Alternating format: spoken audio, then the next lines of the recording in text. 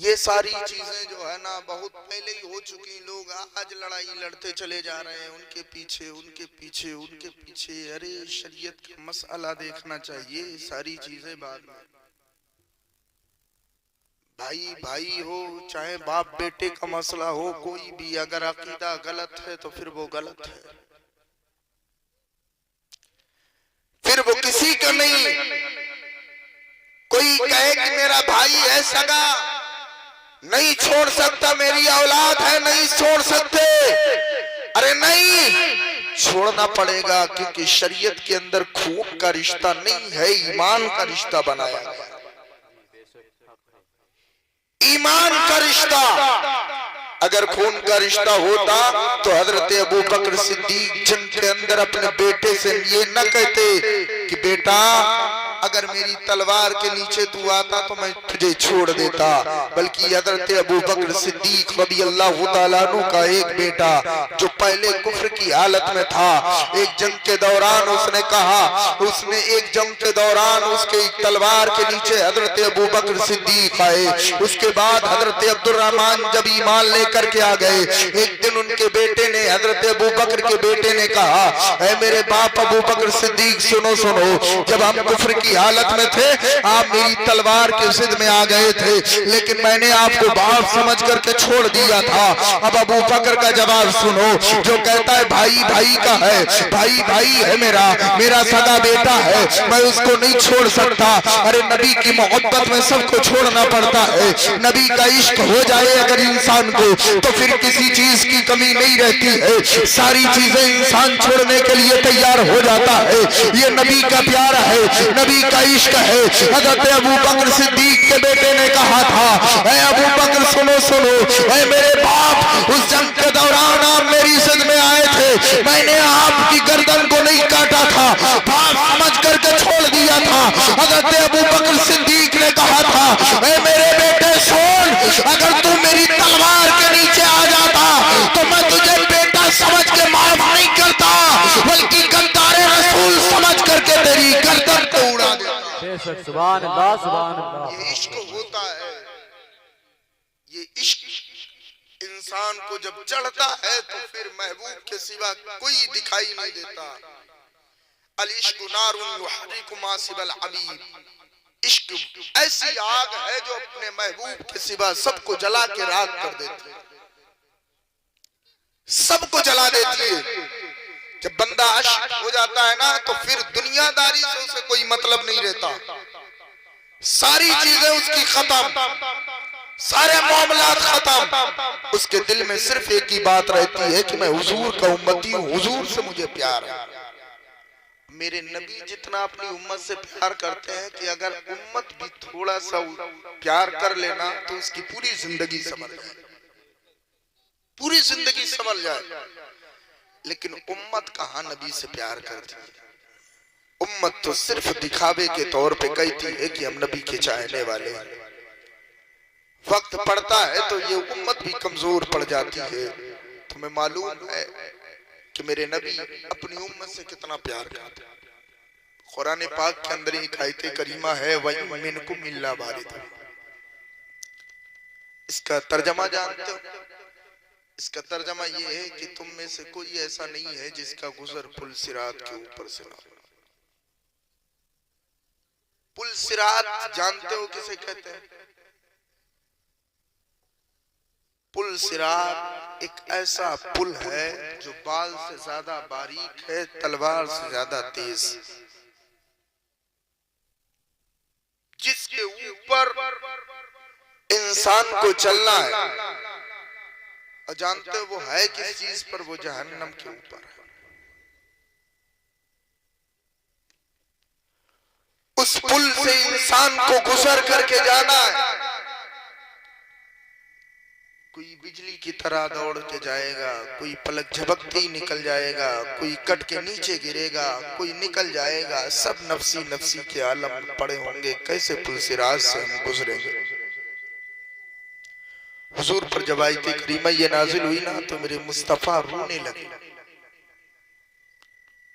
جیسے ہی آیت کریمہ نازل ہوئی حضور بہت روئے. یا رسول اللہ علیہ الصلوۃ والسلام آپ کیوں روئے؟ اپنی خاطر، اپنے لیے حضور روئے؟ نہیں، ہم گنہگاروں کے خاطر حضور کی چشمان نبوت برسی تھی۔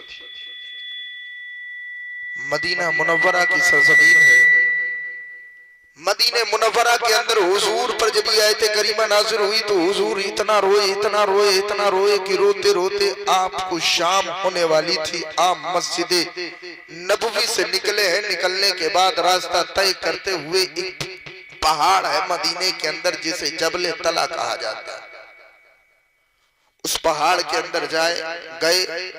اس پہاڑ کے اندر جانے کے بعد آپ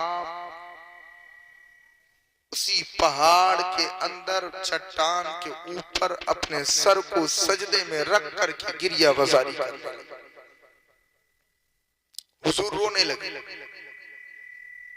یا رسول اللہ علیہ الصلوۃ والسلام آپ کیوں روئے؟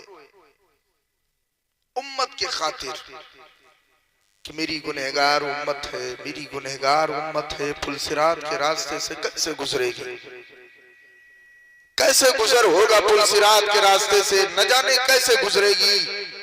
اللہ کے نبی صلی اللہ علیہ وسلم نے اپنا سر سجدے میں رکھا، التجا کی، مولا میری امت بڑی کمزور ہے، میری امت کے پاس کوئی نیکیاں نہیں ہے اتنی زیادہ، مولا میری امت میں کچھ ضعیف بھی ہے، میری امت میں چھوٹے چھوٹے بچے ہیں، مولا میری امت بڑی نازک ہے، مولا کیسے پل صراط کے راستے سے گزرے گی؟ اے پاک پروردگار عالم میری امت کی مغفرت فرما دے، مولا میری امت کو معاف کر دے۔ ایک رات گزر گئی، اس کے بعد دوسری رات آئی، ادھر صحابہ پریشان ہیں، ابھی بھی یا رسول اللہ تشریف کہاں لے گئے؟ حضور کو تلاش کرنے کے لیے سارے صحابہ مدینے کے اندر تلاش کرنا شروع کرتے ہیں، کوئی ادھر جاتا ہے، کوئی ادھر جاتا ہے، کوئی ادھر کوئی ادھر۔ حضور کو پورے مدینے کے اندر تلاش کیا گیا لیکن حضور نہ ملے، سارے صحابہ پریشان ہیں۔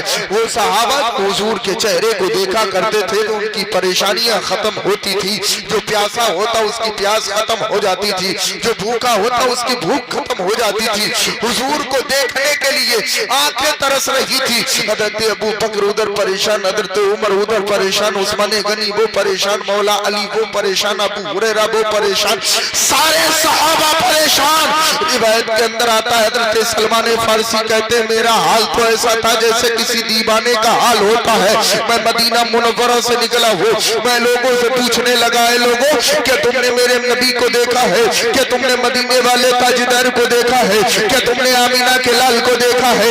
آنے والا کہتا میں نہیں جانتا ہوں یہ کون ہے، میں نے نہیں دیکھا ہے۔ آگے بڑھتے رہے، پھر دو لوگوں سے ملاقات ہوئی، ان لوگوں نے کہا میں نے 3 دن پہلے اس طرف جاتے ہوئے دیکھا تھا۔ حضرت سلمان فارسی پہنچے ہیں، 3 دن کے راستے سے گزرے ہیں، جہاں حضور 3 دن پہلے گزرے تھے۔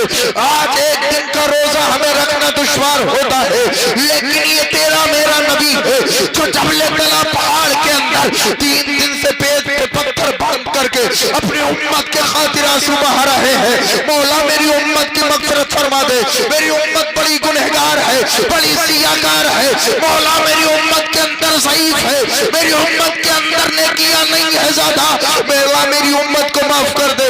آنسو بہ رہے ہیں، چشمان نبوت برس رہی ہے، مولا میری امت کو معاف کر دے، مولا میری امت کو معاف کر دے۔ حضرت سلمان فارسی کہتے میں قریب پہنچا، ایک چرواہے سے ملاقات ہوئی، میں نے اس سے پوچھا کہ چرواہے یہ تو بتا کہ تو نے میرے نبی کو دیکھا ہے؟ کہ تو نے آمینہ کے لال کو دیکھا ہے؟ کہ تو نے محمد رسول اللہ کو دیکھا ہے؟ کہ تو نے کعبہ کو بیت اللہ بنانے والے کو دیکھا ہے؟ وہ چرواہا کہتا ہے میں یہ نہیں جانتا مدینے والا کون ہے، میں یہ نہیں جانتا آمینہ کا لال کون ہے، لیکن پر اتنا ضرور جانتا ہوں یہ سامنے جو غار ہے، اس غار کے اندر کوئی پھوٹ پھوٹ کر کے ایسے روتا ہے جس کے رونے کی آواز سن کر کے میری بکریاں چرنا چھوڑ دیتی ہے، اور جب میں اس کے قریب جانا چاہتا ہوں تو میرے پیر لرزا جاتے ہیں۔ حضرت سلمان فارسی سمجھ گئے اس طرح کا میں امت میں رونے والا کوئی اور نہیں ہوگا، میرا نبی ہوگا۔ یہ تیرا میرا نبی ہے جو غار کے اندر 3 دن سے رو رہا ہے، یہ ہمارے خاطر رو رہا ہے، یہ تیرے خاطر رو رہا ہے، وہ جنت کی ساری کنجیاں حضور کو دے دی گئی تھی، اللہ نے مالک و مختار حضور کو بنا دیا تھا، لیکن مصطفیٰ جان رحمت اپنی امت کے خاطر روتے رہے، پیٹ پر پتھر باندھے۔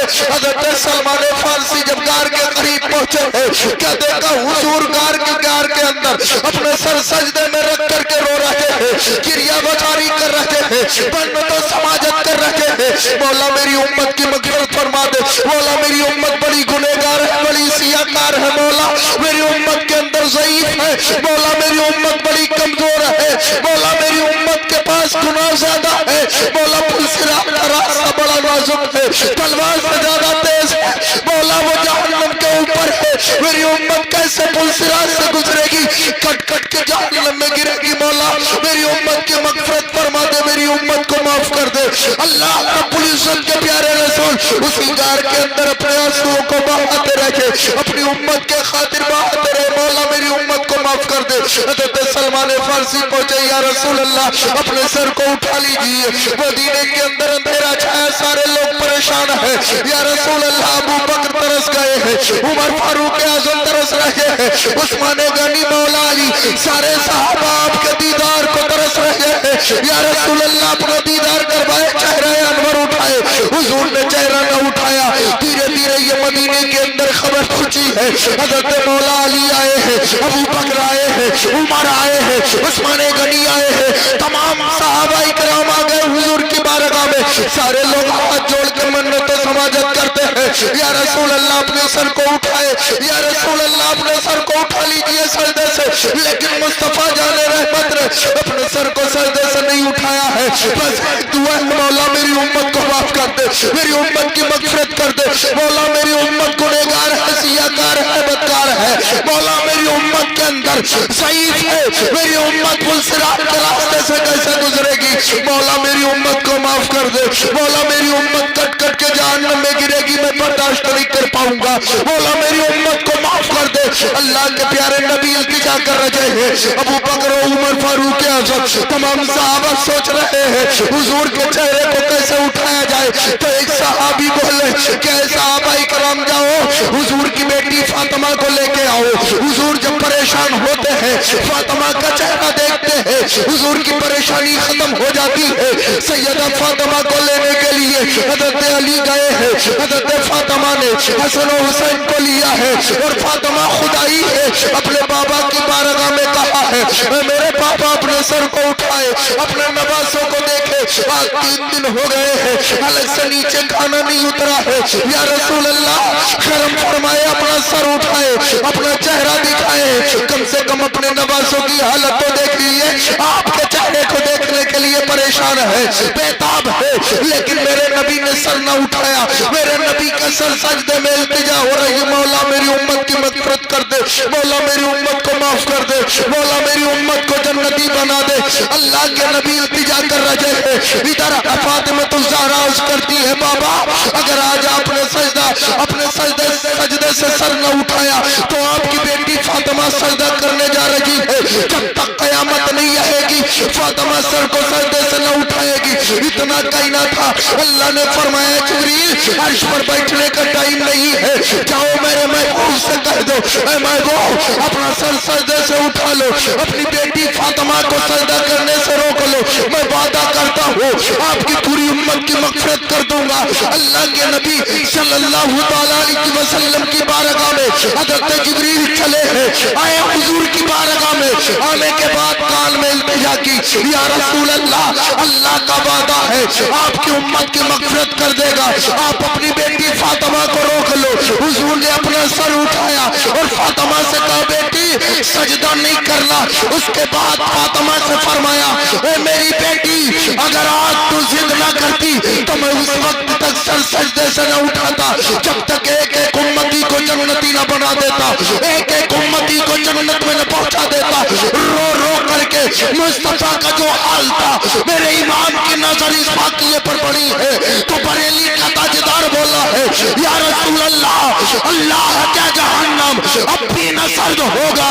رو رو کے مصطفیٰ نے دریا سبحان اللہ سبحان اللہ، نعرے تکبیر، نعرے تکبیر، نعرے رسالت، नारे रिसालत, नारे तकबीर। अल्लाहु अकबर, अरे भाई जरा हाथों को उठा के जवाब दे, नबी की मोहब्बत देगा ना। नारे तकबीर, अल्लाहु अकबर, नारे रिसालत, या रसूल अल्लाह, मसलके आला हजरत, जिंदाबाद, बस्ती बस्ती करिया करिया, शरिया, बस्ती बस्ती करिया करिया, इश्क मोहब्बत इश्क मोहब्बत, आला हजरत, तहफ्फुज़े नामों से रिसालत, जिंदाबाद, खतीबे अहले सुन्नत, जिंदाबाद, नारे तकबीर, नारे रिसालत। थोड़ा सा बेदार होके सुना है ना, बड़ी मेहनत से तकरीर कर रहे हैं हजरत ना, थोड़ा बेदार होके सुना है ना।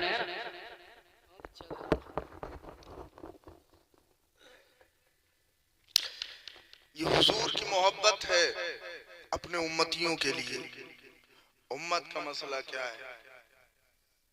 1 घंटा 2 घंटा सुन लिया, उसके बाद बिस्तर पे गया, सुबह उठा तो वही चीजें, वही सारी चीजें हैं जो कल कर रहा था, वही सुबह उठ के फिर उसे करना है,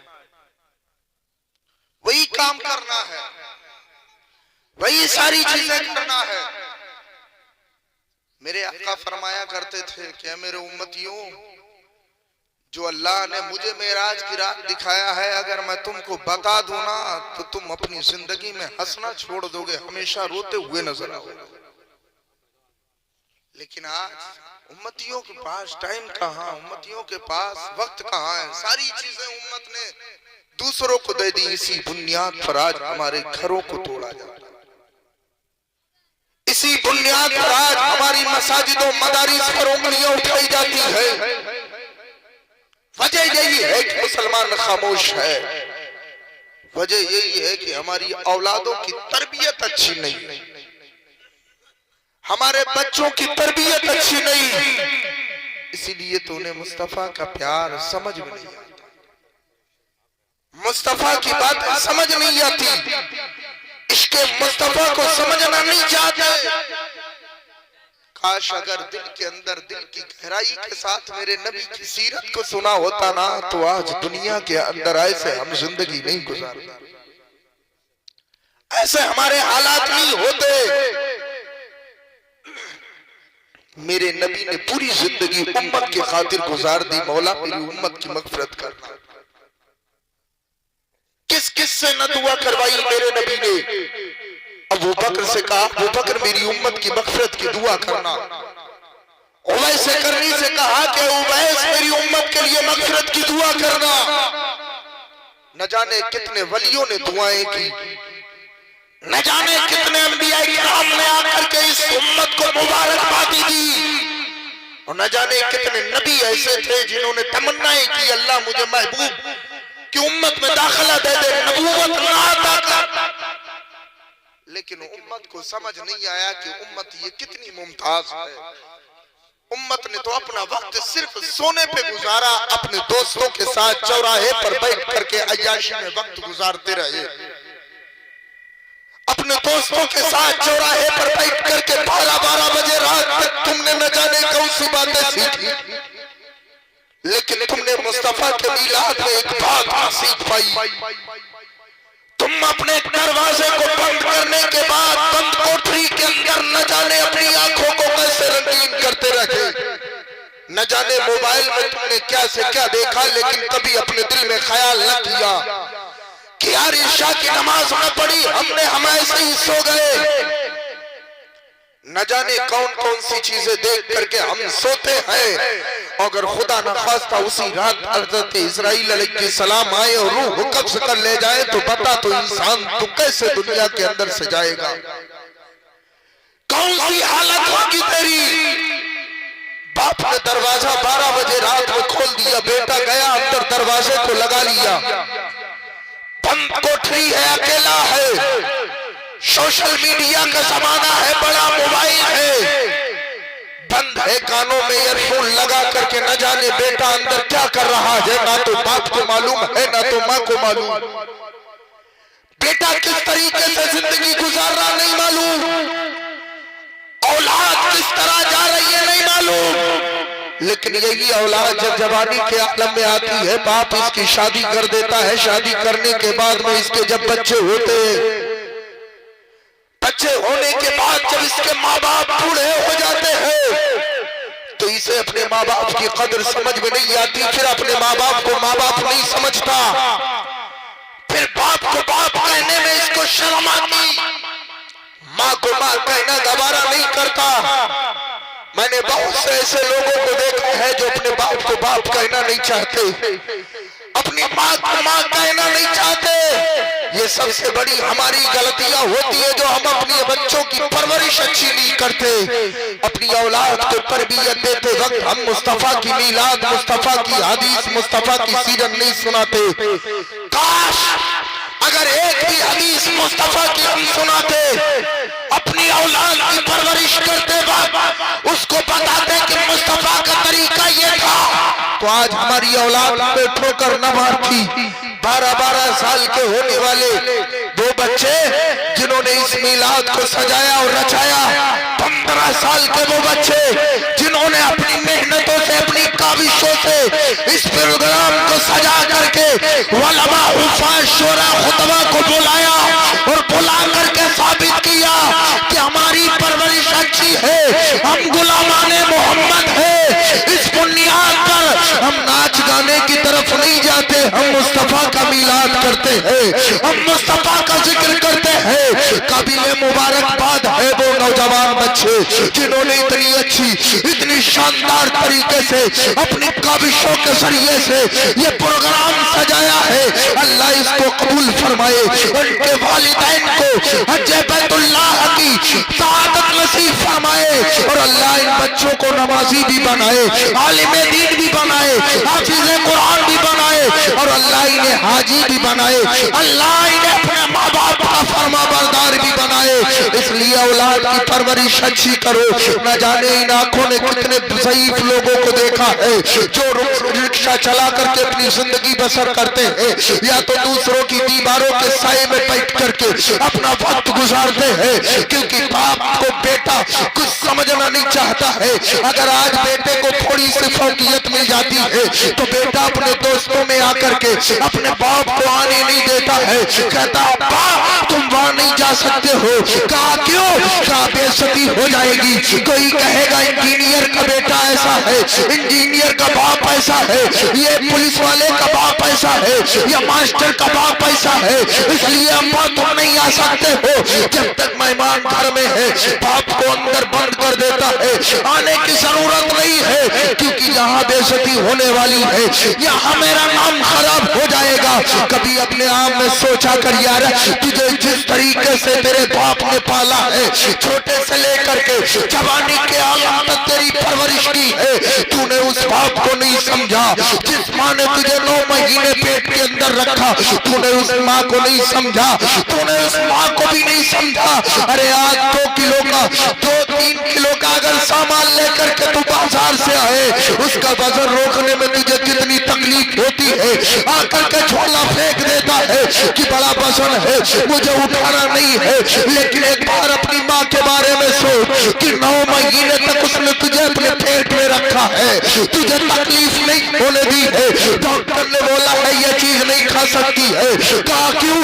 کہا بچے کو تکلیف ہوگی، اس نے اپنی مرضی سے کوئی کھانا نہیں کھایا ہے، اس کا